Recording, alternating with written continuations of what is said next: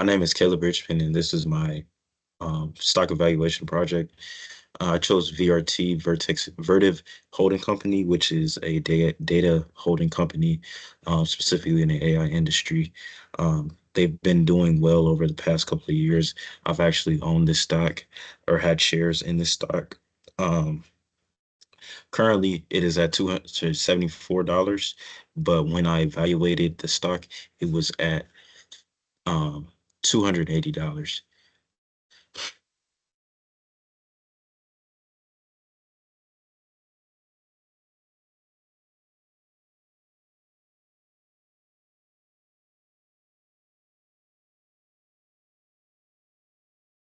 Show here.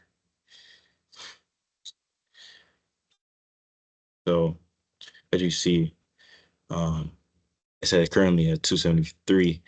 Um, but at the time of that I did my research, it was at 280, and I chose to review this because of this drop as you see right here.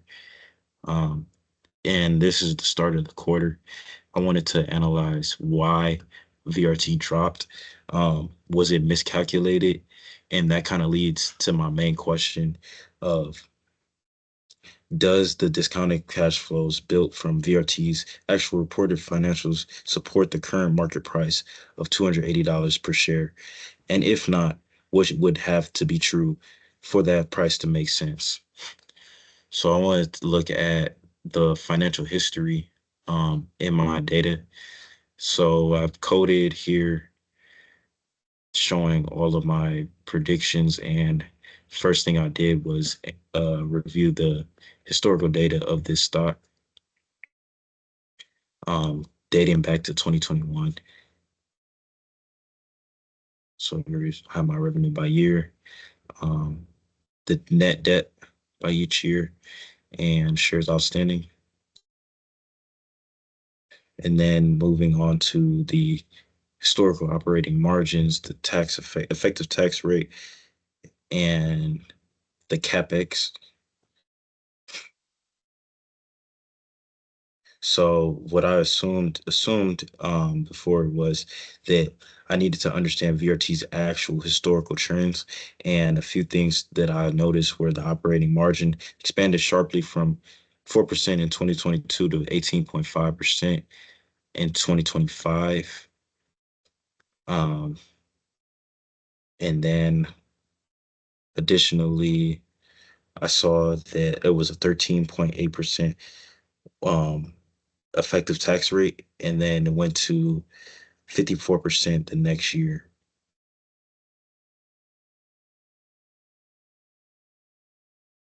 And then I also noticed that the revenue growth was strong, accelerating from 20.6, 16.7%, and then 27.7%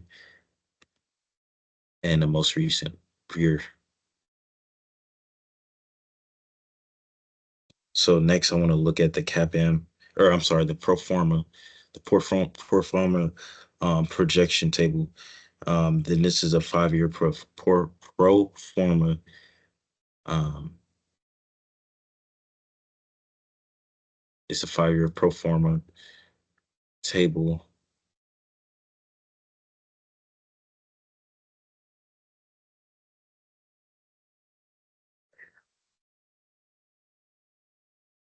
and this is just analyzing projections, and revenue from year to year, and the changes within it. And then another thing I want to look through is my weighted average capital cost, or weighted average cost of capital.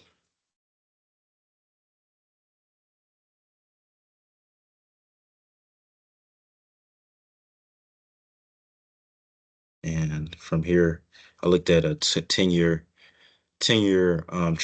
treasury yield, which which gave me historical data of the risk-free rate, the equity risk premium of 5%. Critically, VRT's actual reported beta was 2.077, um, according to Yahoo Finance, which is way above the CAPM. um, or the overall market beta, combined with the capital structure that gives a weighted average cost of 14.32%. You can see right. Boom.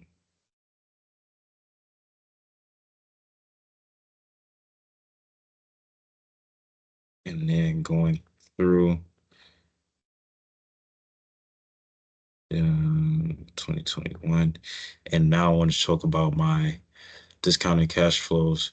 Um, and this is a diagram I made for to show that the current market price compared to a low base, I'm sorry, a low level, a base level, and then a high level of sensitivity. And then this is where I can say that um, there was a low confidence in my assumptions letter, not because I think it was wrong, but because I want to be transparent that a huge amount of this valuation's conclusion rides on how much trust a single beta number. What I mean by this is basically that the beta of VRT being 2.077 is basically twice market, which would be 1.0 or 1.5.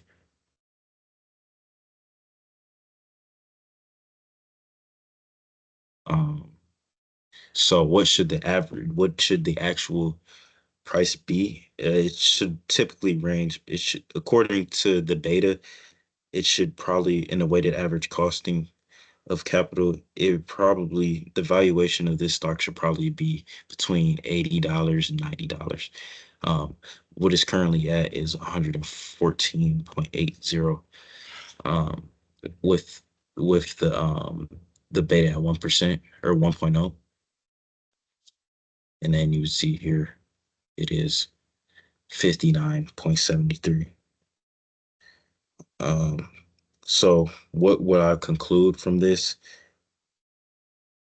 I would conclude that the actual market market pricing of VRT is somewhat accurate.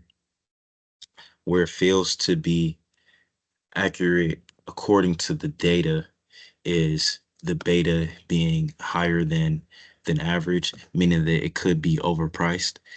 But I do think that it should be the valuation of the stock should be high, in market price.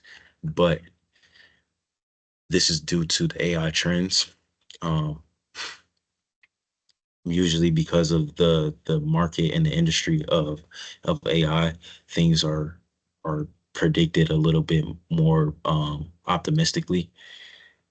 Whereas this stock would be somewhat overvalued. And this could be a cause of why at the start of the quarter, um, it was priced at $223. This could be the real valuation the analysts have of this stock. But I do think that because of how well it's done over time, that the analysts are willing to give it more credit than maybe it deserves. And that's my takeaway from this project. Thank you.